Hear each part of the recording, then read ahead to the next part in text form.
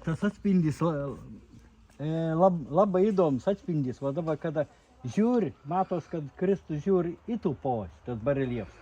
Bet tik bišk pasisok, ten tas akmens neįdėls nušlifavimas, iškart gaunas tai Kristus gal į tų posį žiūri.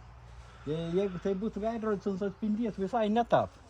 O ant akmens atsistojęs biškį pažiūrti, vėl kitapons žiūras. Ir pabandyk pajudėti.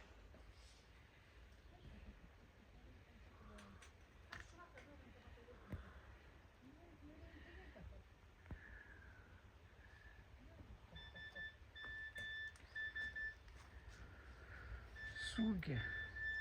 Sunkiai, ten net apmatos.